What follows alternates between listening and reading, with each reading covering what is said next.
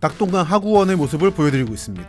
현재 보시면 동쪽이 강이 넓고요, 서쪽은 좁죠. 원래는 선악동강이 본류였고 동락동강은 지류였습니다. 그러니까 여기도 S자 코스를 크게 그렸던 거죠. 근데 그 S자를 그리던 강을 끊어가지고 수문으로 막아서 이쪽을 농업용수로 쓰고 간척을 하고 좀 더 평평하게 낙동강을 흐르게 한 겁니다. 강이 흘러가는 사이에 많은 사연들이 있습니다. 현재 낙동강은 안동댐 등 댐이 만들어지면서 예전의 모습을 많이 잃었습니다. 이 예끼 마을이 원래부터 이렇게 있던 마을이 아니라 안동호를 만들면서 호수 아래 잠겨버린 마을 사람들이 이쪽으로 이주해서 만든 이주마을이라는 거. 그러니까 이렇게 하류 지역의 농업과 공업 그리고 대도시 주민들을 위해서 댐을 만든 게 치수 사업인데, 그 과정에서 상류 지역은 많은 걸 잃은 거죠. 마을도 사라지고 낙동강을 통해서 움직이던 하운, 강을 통한 운송도 사라지고, 그래서 하류 지역, 경상남도 쪽의 발전을 위해서 낙동강 상류 지역, 경상북도 지역이 발전을 저해받았다. 그러니까 그 중요성을 상실당했다라고 하는 측면이 있습니다. 그냥 아름답게만 보이는 이 안동호가 사실은 낙동강 하류 지역의 창원, 구미, 부산, 김해 등지 사람들에게 물을 공급하기 위해서 희생당한 사람들의 흔적이 있는 곳이다라는 걸 한 번쯤은 생각해 보시면 좋겠어요.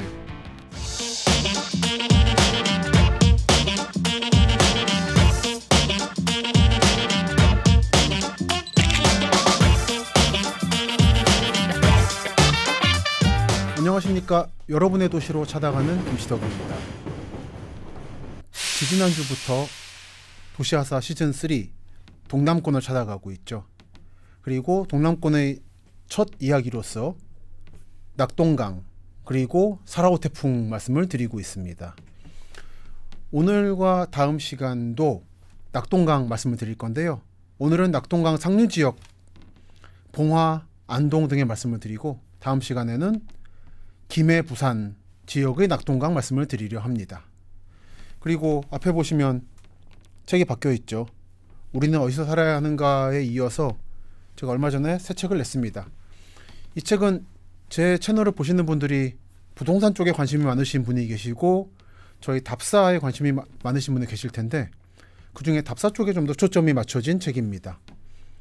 제가 평소에 답사를 다니면서 어떤 데 포인트를 두고 있는가, 그리고 이제까지 제가 냈던 책들이 서울부터 시작해서 충청권까지 주로 다루고 있었던 데 반해서 이 책은 부산, 제주까지 포함하는 전국을 커버하고 있는 책입니다. 아마 제가 전국을 커버한 책으로는 첫 답사책이 될 텐데요. 그런 책이 나왔기 때문에 제가 평소에 뭐하고 다니나 궁금하신 분들은 한번 보셔도 괜찮을 것 같습니다. 당분간은 이 책과 함께 갑니다. 그리고 내년 1월에 3프로TV 계열사에서 우리는 어디서 살아야 하는가의 속편이 나올 예정이라서, 그때 되면 이 책의 이 위치에 다른 책이 놓일 예정이니까 그 책이 나올 때까지는 이 책을 봐주시면 되겠습니다. 그러면 오늘 이야기 들어가겠습니다. 낙동강을 비롯해서 모든 강들은 치수 사업을 합니다. 치수라는 게 다스릴 치의 물수니까 물을 다스린다는 거죠. 물을 다스린다는 건 어떤 거냐면 제방을 쌓고, 그래서 제방을 쌓아서 홍수 때 물이 넘치지 않게 하고, 그리고 한국은 여름에만 비가 집중적으로 내리고 나머지는 전체적으로 물이 없는 국가 아니겠습니까? 그래서 물이 없을 때를 대비해서 그 여름에 넘치는 물을 저수지에 받아두어서 농업용수라든지 생활용수로 쓴다. 그렇게 저수지나 댐을 만드는 것도 치수 사업에 들어갑니다. 가장 대표적인 치수 사업이라고 하면은 한강을 예로 들 수 있을 겁니다. 유명한 이야기입니다만, 지금 여러분들이 보시는, 영상으로 보시는 이 한강에서 지금 요 위를 지나고 있는 한강은 한강 유역 정비 사업이 있은 뒤에 노선을 바꾼 한강입니다. 그러니까 말하자면 이 라인이 없었던 건 아닌데 70년대, 80년대에 한강 치수 사업을 하면서 이쪽을 키운 거죠. 원래 한강 라인은 아시는 분은 아시겠습니다만, 여기 지도로 볼게요. 요 롯데백화점이 있고 석촌호수가 있는데, 석촌호수가 원래 한강이었죠. 대략 선을 그으면 이런 식으로 한강이 흘렀던 거죠. 그러니까 조금 더 지금과 비교하면 좀 더 남쪽으로 이렇게 U자 모양으로 더 깊이 강남 지역을 파고들고 있었습니다. 근데 이렇게 되면은 강물이 거셀 때 땅을 점점 파고 들어가거든요. 그래서 이거를 잡기 위해서 좀 더 평평한 식으로 강을 위로 올려서 펴고, 그거를 직강화 공사라고 합니다. 고들 직자에다가 강자, 강을 곱게 만드는 공사. 직강화 공사를 해서 강이 침식을 덜하게 하고 원래 한강이 있던 데는 이제 끊어가지고 호수를 만들었죠. 그래서 도시하사 시즌 1 때도 말씀드렸습니다만 한동안 이게 강물이다 보니까 물고기가 많았는데 그래서 그 물고기들 잡으려고 요 잠실 지역의 직장인들이 점심시간만 되면 낚싯대 들고 와서 낚시를 했다라고 하죠. 그리고 이 위의 강, 지금의 한강 본류는 원래는 없다가 조선시대 중기 때 물이 한번 크게 넘치면서 생긴 새로운 강입니다. 그래서 새로운 천, 새로운 내라 그래서 세내라고 했죠. 지금 잠실 세내역이 그래서 붙은 이름이고 한자로 말하면 신천이라고 했습니다. 그래서 서울 지역의 택시 기사분들이 곤란해하는 지명이죠. 신촌으로 가자, 신천으로 가자 할 때 그 신천입니다. 그래서 신천 가자 그러면 잠실 신천이라고 말을 하죠. 뭐 비슷한 지명으로는 신사가 있죠. 서울 신사가 있고 관악 신사가 있고 은평 신사가 있습니다만 하여간 그래서 이렇게 예전에 한강 북쪽에 신천이 있기 전에 잠실은 원래는 강북에 붙어 있는 반도였다. 그래서 잠실까지 식민지 시대에는 경기도 고양군이었다라는 말씀을 드리면 많은 분들이 놀랍니다. 이런 게 치수 사업입니다. 낙동강을 보면 동남권의 가장 큰 강인 낙동강을 보면 낙동강 하구원의 모습을 보여드리고 있습니다. 북쪽으로는 김해시가 있고 남쪽으로는 창원시가 있고 그 남쪽으로는 부산시가 있죠. 동쪽과 함께. 현재 보시면 요 동쪽이 강이 넓고요. 서쪽은 좁죠. 그러니까 서쪽을 선악동강이라 부르는데 원래는 선악동강이 본류였고 동락동강은 지류였습니다. 그러니까 여기도 S자 코스를 크게 그렸던 거죠. 근데 그 크게 S자를 그리던 강을 끊어가지고 수문으로 막아서 이쪽을 농업용수로 쓰고 간척을 하고 좀 더 평평하게 낙동강을 흐르게 한 겁니다. 낙동강 직강화 공사를 한 거죠. 그러면서 지금 우리가 보는 것 같은 낙동강이 만들어졌습니다. 그래서 이렇게 강을 곱게 펴고 제방을 쌓고 그리고 강 주변에 물이 넘쳤을 때를 대비해서 빈 땅을 만들어두는 작업들이 이루어진 것은 당연히 정근 때부터였습니다만 식민지 시기에 특히 활발히 이루어졌죠. 식민지 시기라는 게 말하자면 근대 시기입니다. 근대 시기에는 서구권에서 발달된 치수 기술들이 있어서 그 기술들을 한반도에도 적용을 한 거죠. 그런 사업을 보여주는 하나의 흔적이 현재 경상남도 포항시에 남아 있습니다. 보시면 포항시 오돌이라는 곳이 있는데요. 지도로 보면 경북 포항시 북구 흥해읍 오돌이라는 곳입니다.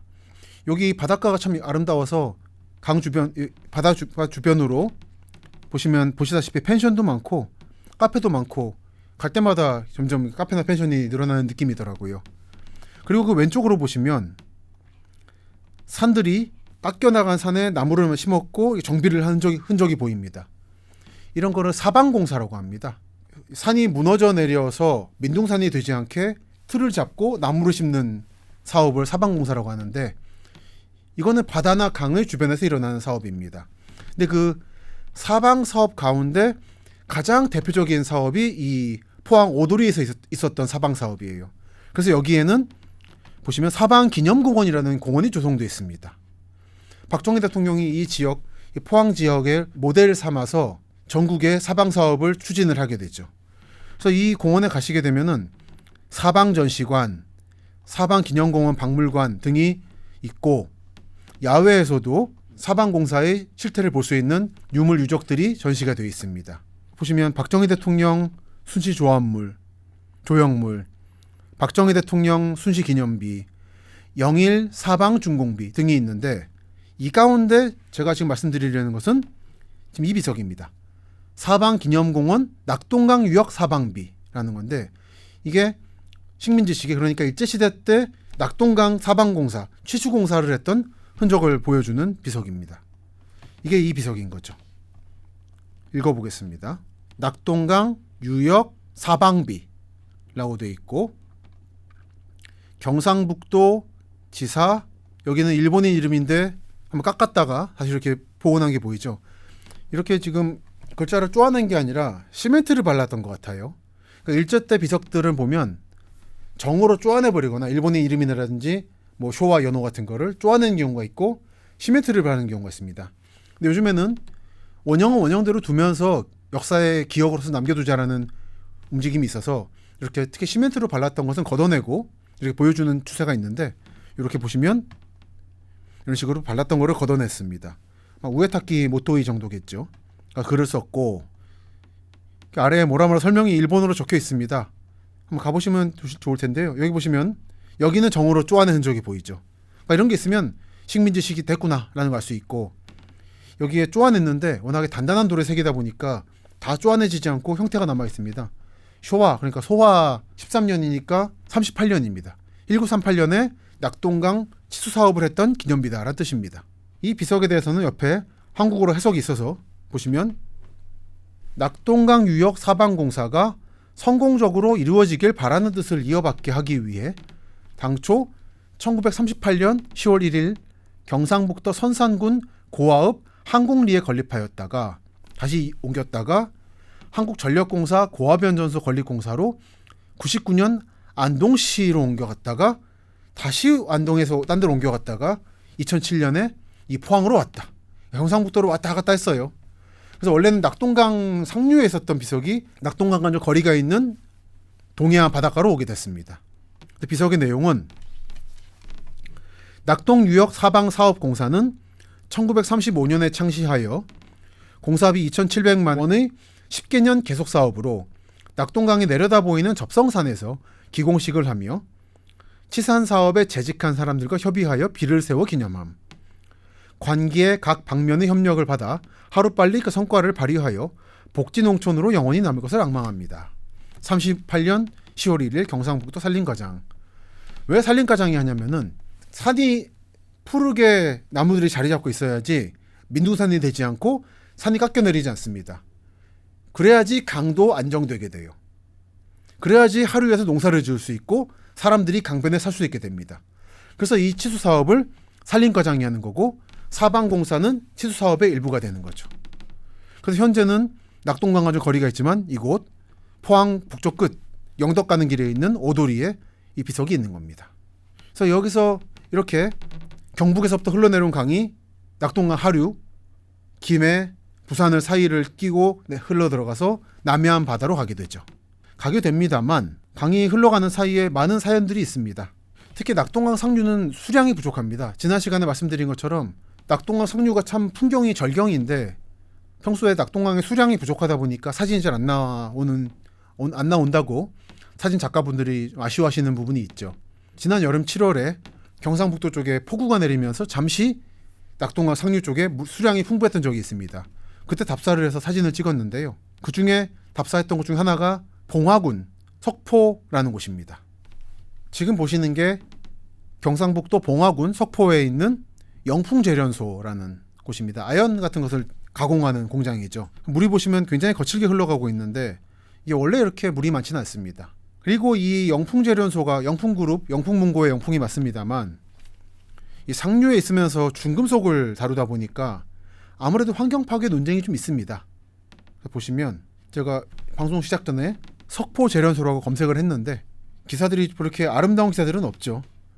2021년 10월 19일자 환경오염 논란 석포제련소 셧다운 22년 그러니까 지난해 12월 27일 50년 넘게 카드뮴 배출 낙동강 오염해온 영풍 석포제련소에 환경부가 시설 개선을 조건으로 환경오염시설 허가를 다시 내줬다. 그리고 요즘에 배터리가 주목을 받고 있습니다만 영풍제련소가 피해 배터리 사업에 나서면서 더 많은 오염이 유발될 수도 있다는 우려가 지난 8월 1일에 나오기도 했습니다. 물론 석포제련소 측의 각종 보도자료라든지 관련자분들의 보도자료라든지 이걸 받아보면은 기업 차원에서도 노력을 많이 하고 있습니다만 하지만 어쩔 수 없이 좀 우려되는 것도 있는 거죠. 그래서 이런 부분들을 확인하려고 지난 여름에 직접 석포를 다녀왔습니다. 근데 이렇게 오염 문제가 있는 건 사실이고 그러다 보니까 이렇게 설명처럼 공장 앞에 보면 수증기 발생 지역이라고 이게 요즘에 화력발전소라든지 보면 꼭 이렇게 붙어 있습니다. 지금 나가고 있는 연기는 매연이 아니라 수증기니까 안심하시라고. 물론 이게 이제 수증기일 경우도 있고 눈에 보이는 알갱이, 까만 알갱이보다 더 미세한 초미세먼지일 수도 있기 때문에 참 알 수 없는 일입니다만 어쨌든 공장 차원에서는 여론의 신경을 쓰고 있다는 것을 보여주는 거죠. 물이 참 거칠죠. 늘 이렇진 않다. 그리고 석포제련소 옆을 보면은 이렇게 산이 깎여 내려가고 나무가 없는 모습이 보입니다. 이거는 한편으로는 제가 답사를 갔던 7월에 폭우가 심하게 내려가지고 봉화 예천 지역이 피해를 많이 입었습니다. 산사태가 많이 났죠. 그래서 영동선 일부가 끊기기도 했고 그랬습니다만 그 피해 흔적이기도 하고, 한편으로는 일설에 따르면 석포재련소에서 나오는 오염물질 때문에 이렇게 됐다라는 주장도 있습니다. 저는 뭐 과학자는 아니기 때문에 뭐 실효체치한 것은 아니라서 그런 말도 있다 정도만 드릴 수 있을 것 같습니다. 보시면 여기도 물이 거칠죠. 꽤 수량이 풍부한 편인데 이 사진 앞을 보시면 강 옆에 만들어줬던 가드레일, 폭우에 휩쓸려서 떠내려간 걸 볼 수 있습니다. 여기는 봉화군에 있는 승부역이라는 곳입니다. 저 옆에 저 강 너머에 승부역이 보이죠. 승부역이 뭐냐면 관광객들 사이에서 꽤 유명한 곳인데요. 경상북도 봉화군 석포면 승부길. 이름이 참 재밌잖아요. 승부역, 승부길, 승부리 해서 이렇게 취업준비생분이라든지 수험생들이 가기도 하고, 여기가 참 대중교통으로 접근하는 게 어렵습니다. 철도로만 접근이 거의 가능한 곳이라서, 그렇게 한국에서 어떤 철도역이라도 차로 접근하기 어려운 곳이 거의 없는데 여기는 드물게 철도로만 거의 접근이 가능한 곳이라서 한국에서 가장 오지역이라고 하는 그런 타이틀이 있어서 한때 영상을 보시면 카페도 좀 생기고 그랬습니다만 지난 7월에 폭우 때문에 영동선 운영이 중단되다 보니까 카페도 문을 닫은 상태였습니다. 이 승부역이 관광 명소라서 이렇게 역 앞에 가면 철도 모형을 한 봉화군 관광 안내도도 있고요. 역은 이렇게 작습니다. 이른바 말하자면 간이역이죠. 그리고 승부역 하면은 유명한 게 이 시입니다. 어떤 역무원분이 벽에다 썼던 게 유명해진 건데, 승부역은 하늘도 세 평이요 꽃밭도 세 평이나, 되게 작죠. 영동의 심장이요 수송의 동맥이다. 그러니까 여기서부터 낙동강이 시작되는 겁니다. 이 분이 썼을 때 수송의 동맥이라는 것은 철도 수송을 말하는 거지만, 옛날 이 지역은 낙동강 하운, 강을 통한 운송의 동맥이었으니까 예나 지금이나 낙동강 지역은 수송의 동맥입니다. 현재 낙동강은 안동댐 등 댐이 만들어지면서 예전의 모습을 많이 잃었습니다. 특히 낙동강을 통해 배가 오고 가고 그 배들이 화물을 싣고 상류로 올라가는 그 모습은 거의 상상할 길이 없어졌는데요. 그렇게 낙동강이 근본적으로 성격을 바꾸기 전의 모습을 전하는 책이 하나 있습니다. 김성천 선생이 쓴 낙동강 소금배라는 책입니다. 한번 읽어보겠습니다. 그 글의 제목은 내 고향 예천 상락이라는 곳입니다. 낙동강 상류라는 뜻이네요. 지명부터가. 그래서 낙동강은 내 마음의 고향, 내가 어릴 때 몇 감고 놀던 정든강이다. 그래서 내가 난 상락은 예천과 의성 사이를 흐르고 있는 낙동강 상류에 있다. 이 고장은 옛부터 관광지로 알려져 있고, 맑고 푸른 낙동강물, 모래찜질로 유명한 그 백사장, 한 폭의 그림을 보는 듯한 아름다운 고장이다. 한강도 예전에 노들섬이나 뚝섬 쪽이 백사장으로 유명했습니다만 낙동강도 요 근처가 모래찜질을 할 정도로 모래밭이 예뻤나 봐요. 현재는 그 모습을 찾아볼 길이 거의 없죠. 예전에 번성했던 낙동강 상류가 현재 어떻게 되었는가를 보여주는 대목입니다. 그래서 이분이 쓰신 시가 있습니다. 낙동타령. 좀 읽어보면 예전의 모습이 잘 상상이 되실 겁니다. 먼 옛적 낙동강은 넘치고 넘쳤지. 넘친 물은 논에도 마을에도 넘쳐서 비만 오면 논 받던 강물. 한국의 강의 모습을 잘 보여주고 있죠. 평소에는 수량이 적다가 비만 내리면 확 퍼져나가는, 그러니까 하상계수가 높은 강의 모습을 잘 보여주고 있습니다. 그래서 비만 오면 논밭이 물에 잠겨서 마을은 울음바다가 되고 700리 강변에 논 서너 마지기. 그러다 보니까 논을 넓게 못 써서 작은 논들을 가지고 농사를 지을 수밖에 없었다. 그래서 가난하게 살았다는 말씀인 것 같습니다. 이것은 가슴 아픈 얘기였다. 이것은 슬픈 전설이었다. 세월은 강물처럼 무심히 흘렀고 안동, 예천, 저 바다까지 흐르고 흘러 강을 건너는 사람, 강을 떠나는 사람, 낙동강 오리알도 머물지 못하고 강물에 자주자주 휩쓸려가고, 그러니까 사람들이 흔히 낙동강 오리알이라고 합니다만 하도 홍수가 많은 강이어가지고 오리알도 그 자리에 머물지 못했던 것 같습니다. 저 황폐한 강, 분노의 강, 그건 이제 옛날 옛적 소시대의 이야기. 이제 댐이 쌓여서 빗물이 고이고 강이 천천히 흐르자 푸른 평야는 넓어지고 마을에는 웃음이 가득 찼다. 어이 친구, 우리 낙동강 물 말이야. 하참 그놈 대견해졌어. 해마다 수목도 자라고 나무도 자라고 곡식도 잘 자라고 우리들의 꿈도 그만큼 커졌으니 그래. 낙동강 오리알은 지금도 살아있다. 이제는 비가 와도 휩쓸려 가지 않고 마을을 떠나는 사람도 없다. 아침에서 저녁까지 저 도도히 흐르는 물소리, 그것은 지금도 내 마음의 동맥으로 살아서 고동치고 있다. 낙동강 700리. 댐이 만들어지면서 고향을 잃은 사람도 있습니다만, 어떤 분들에게는 이제 강이 안정이 돼서, 그리고 강물도 많아져서 농사를 짓기 좋아진 거죠. 그런 경우도 있다. 그러니까 어떤 일을 볼 때 한쪽의 말만 듣고 이렇다 저렇다 말하기 어렵다는 거를 이 낙동강 답사하면서도 실감을 많이 했습니다. 그리고 다음에 소개해드릴 글이 이 수필집의 제목인 낙동강 소금배입니다. 50여 년 전 일들이니까 아득한 옛날 이야기 같지만 지나고 온 내게 있어서는 그렇지 않다. 내가 어릴 때 보던 소금배는 지금 한국 천지 어디를 가도 볼 수 없다. 내 고향은 경상도 산골 낙동강 상류이고 대구까지 300리, 서울까지 500리, 그리고 바다라고는 한 번도 본 적이 없이 일생을 마치는 사람이 대부분이 산골이다. 이 고장 사람들에게 유일한 교통수단으로는 이 소금배가 있었을 따름이었다. 소금배 따라서 낙동강 상류 하류를 왔다 갔다 했던 거죠.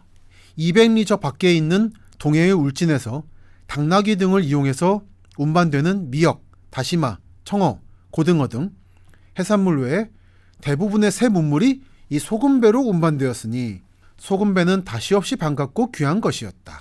우리 동네 앞을 드나드는 소금배는 외관에서 안동까지 왕래하는 것이 보통인데 작은 배에는 두세 사람 정도, 큰 배에는 6, 7명의 기운 센 젊은이들이 밧줄을 어깨에 메고 유달리 거센 우리 동네 앞의 낙동강물을 거슬러 안동으로 향해 배를 끌고 끌어올리는 것이었다. 상상이 되죠. 이런 배들이 활발히 드나들면서 낙동강은 경상북도 내륙 깊숙이까지 마을들을 만들었고 그 마을들 하나하나가 번성했던 거죠. 하지만 지금은 다 옛날 이야기입니다. 그래서 이렇게 강이 흘러내려서 봉화 아래에 있는 안동으로 가게 됩니다. 여러분들이 안동이라고 하면은 도산, 서원, 하회마을 등을 떠올리실 겁니다. 저도 원래 전공이 임진왜란이다 보니까 유성룡 관련 연구를 좀 했고 징비록이라든지 이쪽하고는 좀 연이 있습니다만 저도 안동 시내라든지 하회마을이 아닌 안동이 있어요. 이게 그 중에 하나가 사진으로 보시는 여행 좋아하시는 분들에게는 옛기마을이라는 이름으로 알려져 있을 겁니다. 이렇게 주변에 안동호가 있고요. 안동댐이죠. 호가 있고 이렇게 마을이 있습니다. 정연하게 있고 뭐 다 기와집, 이른바 한옥마을이죠. 선성현 문화단지 한옥체험관. 그래서 여기는 한옥스테이를 하실 수가 있습니다. 답사를 갔던 지난해 8월에도 많은 분들이 와 계시더라고요. 그래서 여기를 옛기마을이라 부릅니다. 뭐 예술의 끼가 느껴지는 또는 옛날의 기운이 느껴지는 마을이라고 해서 옛기마을인 건데 술도가도 있고 안동 선비순례길 종합안내소에서 선비길 선비 체험하는 분들이 많이 가시더라고요. 그리고 여기 저한테 관계가 있는 거는 위에 한국국학진흥원이라고 하는 곳이 있습니다. 여기는 이 경북 지역에 옛날 나무에 새겨가지고 책을 찍던 목판이라는 게 있는데 길쭉하게 목판하고 각종 정자에 걸려있던 정자 이름을 적어놓은 현판이라고 하는데 그걸 모아놓은 게 있어서 가끔 연구로도 가고 강연으로도 갔습니다. 그중에 이 국학진흥원이 가지고 있는 목판은 유네스코 기록유산으로 지정이 되어 있죠. 이게 유네스코 홈페이지의 한국어 페이지인데요. 보시면 좀 키워보겠습니다. 한국의 유교책판이라고 해서 제목 유교책판 한국국학진흥원 설명이라고 되어 있죠. 설명을 읽어보면 유교책판이라고 불리는 이 기록유산은 조선시대에 718종의 서책을 간행하기 위해 판각한 책판으로, 그러니까 책을 찍을 때 요즘 뭐 활자를 받거나 컴퓨터로 씁니다만 예전에는 나무판에다 새겨가지고 거의 종이를 대고 눌러가지고 찍었습니다. 그게 글씨를 새겼던 판을 책판이라고 합니다. 305개 문중과 서원에서 기탁한 총 64,226장으로 되어 있으며 현재는 아까 말씀드렸던 옛기마을 위에 있는 한국국학진흥원에서 보존 관리하고 있다. 그래서 저한테는 이게 유교 책판이 있는 곳으로 알려져 있었고 많은 분들께는 한옥스테이를 할 수 있는 곳으로 알려져 있을 텐데요. 이게 안동호도 풍경이 이쁘죠. 그런데 제가 이 시간에 말씀드리려는 것은 이 옛기마을이 원래부터 이렇게 있던 마을이 아니라 원래는 저 호수 아래 있었던 그리고 안동호를 만들면서 호수 아래 잠겨버린 마을 사람들이 이쪽으로 이주해서 만든 이주 마을이라는 거. 그래서 여기를 서부 이주단지라고 부르기도 합니다. 낙동강이 아까 말씀드린 것처럼 수량이 전체적으로 적습니다만 안동호는 보면 참 물이 찰랑찰랑 넘쳐서 찰랑찰랑 차 있어서 참 물이 맑고 수량이 풍부하구나라는 느낌을 주곤 합니다. 근데 그게 원래 낙동강의 모습이 아니라 댐을 만들어서 지금과 같은 모습이 된 거고, 그게 지금은 안동의 관광자원으로 활용되고 있습니다만, 근데 그러한 시수사업 그리고 관광자원을 만들어내기 위해서 이 호수 아래 자기 고향을 잃어버린 사람들이 여기 모여 살고 있다. 그런 사람들의 역사도 있다는 것을 말씀을 드리고 싶어서 이 지역의 말씀을 좀 드리고 있습니다. 그래서 가보시면은 이런 집들이 있어요. 여기는 고택이고 이렇게 단정한 골목들이 있습니다. 근데 이 마을들은 대체로 안동댐이 만들어지는 전해, 그리고 만들어지는 해에 많이 제작이 됩니다. 제가 미리 이 지역에 있는 기와집 한옥 중에 하나의 등기부를 체크해 보았습니다. 보시면 밸류맵하고 디스코로 하나씩 체크를 했습니다. 어느 지역인지 정확히는 제가 입으로는 말씀 안 드리겠습니다만 영상을 보시는 분들은 아실 수 있을 겁니다. 안동시 도안면 서부리에 있는 어떤 집입니다. 단독 6천만 원이네요. 옛기마을 민박집은 6천만 원, 옆에 있는 안쪽에 있는 집은 2천만 원입니다. 관심 있으신 분들은 구입하셔서 안동댐 바라보시면서 한옥 생활 하셔도 좋겠습니다. 마을 가봤더니 예쁘더라고요. 근데 이 집을 제가 찍은 이유는 전형적으로 예전에 만들어졌던 안동댐이 만들어지면서 고향을 잃은 사람들이 이주했던 시기에 만들어진 집이기 때문입니다. 사용 승인일 1975년 9월 25일. 제가 태어나고 한 달 뒤에 이 집이 태어났네요. 디스코도 같은 연대가 돼 있습니다만, 그래서 75년 9월 20일에 이 집이 만들어졌다. 그리고 이 지도에 보이는 이 구획된 블럭에 있는 기와집들은 대체적으로 75년, 74년에 만들어졌다라는 말씀을 드리고 있습니다. 왜 이 해에 만들어졌느냐? 이거는 한국 대댐회, 큰 댐에 대한 연구를 하는 사람들이 모여있는 학회입니다. 여기서 한국의 댐에 대한 정보를 보여주는 한국의 댐 항목에서 안동 다목적 댐을 보겠습니다. 낙동강 유역의 수자원 종합개발 사업의 일환으로 건설된 안동 다목적 댐은 이러저러하고, 낙동강은 연례적인 홍수 피해와 용수 부족 현상, 계속 말씀드리고 있는 물 부족이죠. 수량 부족. 용수 부족 현상으로 유역 상류에 대용량의 댐 건설이 절실히 요청되었다. 그래서 71년 4월에 착공하여 5년 6개월 만인 77년 5월에 본댐을 준공했다.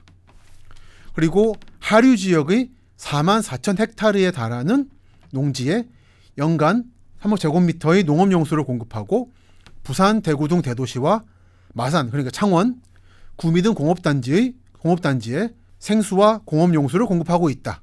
그러니까 이렇게 하류 지역의 농업과 공업 그리고 대도시 주민들을 위해서 댐을 만든 게 치수 사업인데, 그 과정에서 상류 지역은 많은 걸 잃은 거죠. 마을도 사라지고 낙동강을 통해서 움직이던 하운, 강을 통한 운송도 사라지고, 그래서 하류 지역 경상남도 쪽의 발전을 위해서 낙동강 상류 지역, 경상북도 지역이 발전을 저해받았다. 그러니까 그 중요성을 상실당했다라고 하는 측면이 있습니다. 그러한 관계 역전을 보여주는 것 중 하나가 이 안동댐입니다. 여러분들이 옛기마을에 가시면 이런 블럭을 보시게 될 거예요. 꽤 핫플레이스도 많아가지고 사람들이 많이 모여 있었습니다만, 이게 75년 즈음에 만들어진 이주단지의 상가 블럭입니다. 일반 주민들이 사시는 곳은 이런 풍경, 고추 말리고 계시고, 벽화꾼들이 와서 벽화 그려놨고요.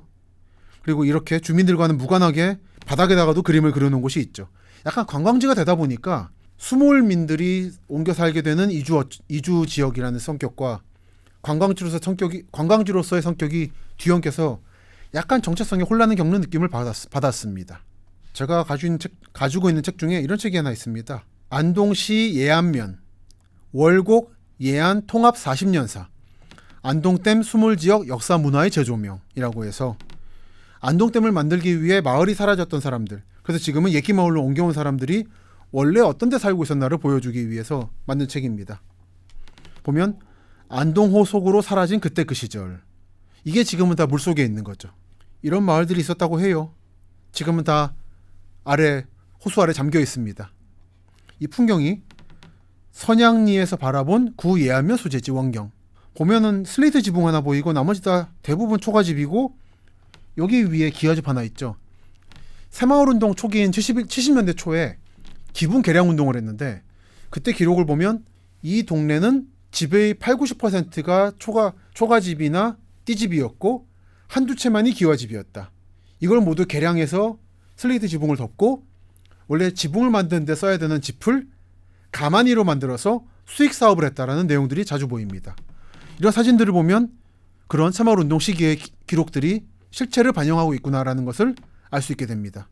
지금 사진에 보시는 이 마을들은 그리고 다 잠겨 있죠. 그래서 이분들이 심정이 이 책에는 잘 담겨 있습니다. 그래서 보면 눈물로 쓴 수몰일기, 이건 이따가 말씀드리겠습니다만 이 지금은 수몰된 안동댐 아래쪽 예안에 이태원이라는 분이 사셨어요. 지역 서울에 있는 이태원이 아니라 성이시인 태원 선생님입니다. 근데 이분이 사라져가는 자기 마을의 역사를 기록하기 위해서 점점 마을이 하나씩 집이 철거되고 물이 차오르는 것을 하루하루 기록으로 남긴 겁니다. 그래서 부포마을 수몰일기라는 게 있는데 이따가 보여드릴게요. 보면 76년 8월 14일부터 폭우가 쏟아졌고 마을 사람들은 하나둘씩 서둘러 떠났다. 일부는 대도시 안동 같은 데로 떠났고 일부 사람들은 방금 보여드렸던 옛기마을, 그러니까 도산면 서부 단지로 이주했다. 그리고 모든 마을이 잠긴 건 아니고 마을의 언덕 위에 있던 집들은 잠기지 않았습니다. 그래서 그쪽으로 옮겨간 사람도 있고, 그래서 300년 남짓 이어온 마을 공동체가 하루아침에 깨지고 있었다. 폭우가 쏟아지면서 예고 없이 찾아온 이별은 아직도 부포 사람들에게는 일생의 비극으로 기억에 남아있다. 그래서 이게 어떤 일기냐면요, 사단법인 경북기록문화연구원에서 제공하고 있는 사진 아카이브가 있습니다. 방금 소개드렸던 일기를 쓴 이태원 선생이 예를 들어 이렇게 이거 그 연구원이 가지고 계신 겁니다. 기증받아서 자기 동네를 자전거로 타고 다니면서 계속 사진을 찍고 기록을 남긴 거예요. 현재는 사라진 안동댐 아래 잠겨있는 마을의 모습을 생생하게 증언을 하고 있습니다만 이 사이트에서 제공하고 있는 이태원 선생의 자료 중에 이게 그 부포마을 수몰일기입니다. 76년 8월 14일 무슨 때부터 시작한 비가 그건 폭우였다. 그리고 15일 부포 예안간 잠수교를 묻어버리고 교통 두절. 그리고 무서운 속도로 강물은 불어올랐다. 16일 예안장은 수몰 이전 구장터 구경꾼으로 성지를 이루었다는 소문과 함께 수위는 줄어들지 않았다. 줄어들지 않자 계속 물이 차오르고 있는 거죠. 그래서 이런 식으로 계속 기록이 나옵니다. 그래서 이때부터 마을 안은 술렁이기 시작했다. 그러니까 수몰 관련 기록들을 보면 마을 분들이 체감을 못 하세요. 정말 내 마을이 사라진다는 것에 대해서. 근데 정말 뭔가 만들어지고 시설들이 만들어지고 집이 하나씩 부서지고 점점 물이 마을 앞에 흐르던 강물이 올라오는 걸 보면서 점점 공포를 느끼게 된다고 하더라고요. 그래서 보시면 20일 맑음 오후 1시경 안동으로 일부 이사. 여기서 말하는 안동은 안동역에 있는 시내를 말합니다. 그 누구 댁 우리 순으로 물이 차오른 수위는 표속도로에서 수창밭 입구까지 차올랐다라고 하고 있고, 소도 파셨고 인포 이모부 일부 이삿짐 꾸림. 아직은 물이 차오르긴 했지만 소통되고 있다. 이사 진밭 우리논 물바다로 수창집 앞 길 불통. 이때부터 이솔도로 위에 움막에 쳐지고 밤낮 없이 집이 뜯겨졌다. 집을 뜯는 이유가 뭐냐면은 초기에는 댐을 만들 때 그냥 마을채로 물을 채워버렸습니다. 그랬더니 마을 집마다 화장실이 있잖아요. 거기서 이제 이른바 그 오물들이 흘러 넘쳐 나와서 한동안 댐의 물을 사용 못했다고 해요. 오염되는 바람에. 그래서 그 뒤로부터는 댐을 물이 채우기 전에 우선 집을 다 헐고 그 오물들을 빼내고 그 다음에 물을 채웁니다. 근데 그 작업을 하고 있는 거죠. 여기도 이솔도로 따라 물바다 그것이었다. 운동장 입구에서 임상국 씨 집 뒤안길이 물에 묻히기 전에 집을 옮기려고 할아버님이 반대하셨나 봐요. 죽어도 고향 못 떠난다 이러셨겠죠. 할아버님의 극력 반대를 무릅쓰고 이사를 시작했다. 실제로 대청댐, 그러니까 대전과 청주 사이에 만들어진 대청댐 관련 기록을 봐도 나중에 물이 다 찬 다음에 어느 할아버지가 대청댐 바라보다가 그냥 물에 들어가 버리셨대요. 저기 내 집 있다고. 그래서 돌아가셨다는 말을 들은 적이 있습니다. 댐을 만드니 그렇습니다. 하류 사람들 물 마시고 공장 돌리려고 상류 사람들은 이렇게 수만 명씩 이사를 하고 고향 잃어버리고 죽기도 합니다. 답사하면서 이런 걸 많이 봅니다. 그래서 보시면 9월 1일 기와를 뜯고 산자를 묻고 할아버지는 심히 언짢은 심경으로 고향을 떠나셨다. 아마 착잡한 그 무엇인가를 생각하면서 걸음을 옮기셨으리라. 산모퉁이를 돌아서실 때 눈물을 보이시는 모습이 치근하고 가엾으셨고 전하더라 모르겠습니다만 남이 장군의 식기가 떠오른다. 이렇게 해서 이 이태원 선생이 살았던 마을은 부포마을은 물에 잠겼습니다. 그렇게 해서 만들어진 게 도산면 서부리 이주단지, 지금 말하는 예끼마을인 거죠. 그래서 이런 데 갈 때 많은 분들은 이제 선비길 체험 코스, 안동호가 아름답다, 한옥 체험을 해보고 싶다라는 생각을 하십니다만, 물론 좋습니다만 한 번 정도는 여기 분들이 이런 일을 겪고 만들어진 거고, 겪으시면서 이런 마을이 만들어진 거고, 그냥 아름답게만 보이는 이 안동호가 사실은 하류 지역, 낙동강 하류 지역의 창원, 구미, 구미는 약간 하류는 아닙니다만 구미, 창원, 부산, 김해 등지 사람들에게 물을 공급하기 위해서 희생당한 사람들의 흔적이 있는 곳이다라는 걸 한 번쯤은 생각해 보시면 좋겠어요. 그리고 보시면 이제 이번 시간의 마지막으로 낙동강 하면은 저는 구미와 대구의 갈등이 늘 떠오릅니다. 구미와 대구 둘 다 공업도시고 둘 다 경상북도의 강자들이에요. 물론 대구는 광역시긴 합니다만 여전히 경북 지역과 뗄래야 뗄 수 없는 관계에 놓여 있죠. 두 도시는 안 그래도 부족한 낙동강 상류의 물을 가지고 서로 어떻게 이용할 것인가를 놓고 몇십 년째 갈등을 겪고 있습니다. 매번 갈등이 격화됐다가 가라앉았다가 격화됐다가 가라앉았다 과정을 겪고 있는데, 제가 이 방송을 녹화하고 있는 23년 10월 시점에도 또 갈등이 불거졌습니다. 그런 갈등을 전하는 기사를 하나 보겠습니다. 제가 지금 이 방송을 녹화하고 있는 게 10월 16일인데 딱 오늘자 기사입니다. 대구 구미 툭하면 으르렁, 신공항 이어 낙동강 전면전. 대구시는 최근 구미시에 구미 5 국가산업단지 최근에 개발 많이 하고 있죠. 지금 보시는 사진이 지난 2023년 1월에 한참 조성 중인 구미 국가산단 5단지, 다른 말로 하이테크밸리를 답사했을 때 찍은 사진입니다. 1월 시점에서 수자원공사가 무연분묘 개장 공고를 내고 있었죠.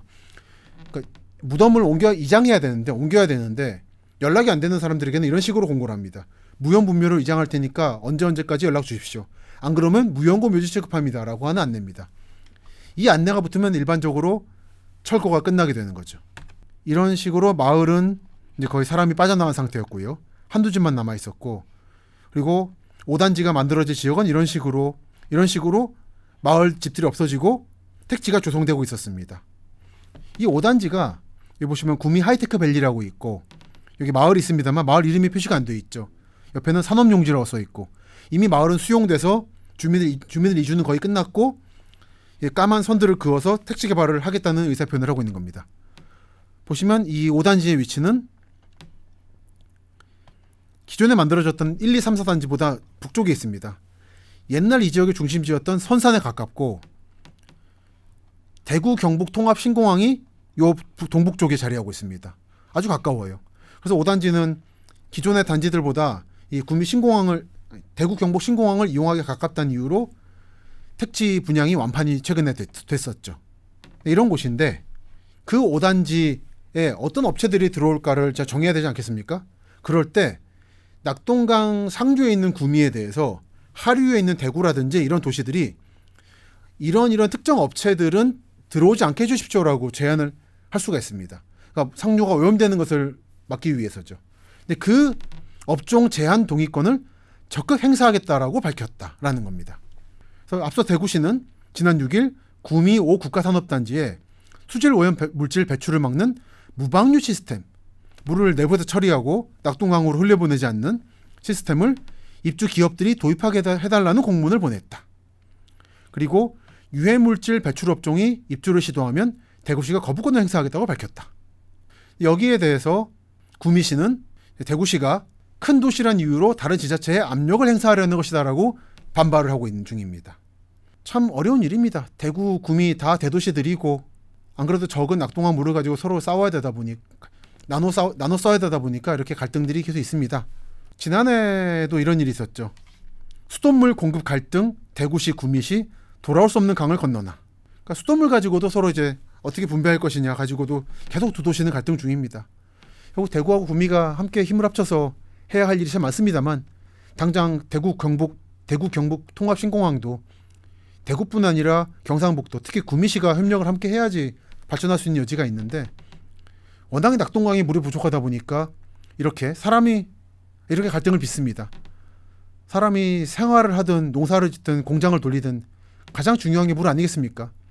이런 대구와 구미의 갈등을 보면서도 또는 안동댐을 만드는 과정에서 쫓겨난 예안면 주민들을 보면서도 그리고 더 올라가서 상류를 오염시킨다는 비판을 받으면서도 지형 활성화 차원에서 석포재련소 운영을 계속 허가해주고 있는 봉화군과 경상북도청의 모습을 보면서 참 이 낙동강이라는 게 무엇인가 그리고 이 낙동강에 의존할 수밖에 없는 동남권이라는 지역의 본질은 무엇인가라는 것을 계속 생각을 하게 됩니다. 물론 동남권은 낙동강만 있는 게 아닙니다. 섬진강도 있고 태화강도 있습니다만 동남권의 근본이 되는 강은 여기 낙동강이죠. 그래서 제가 시즌3 동남권 편에서 계속 낙동강에 대해서 몇 번에 걸쳐 말씀을 드리고 있는 중입니다. 그래서 이렇게 경상북도로 관통한 낙동강은 다음 시간에는 낙동강 삼각주를 거쳐서 남해안 바다로 들어가게 됩니다. 다음 시간엔 주로 부산과 김해 그리고 창원에 대한 말씀을 드리려 합니다. 그럼 다음 시간에 다시 뵙겠습니다. 수고하셨습니다.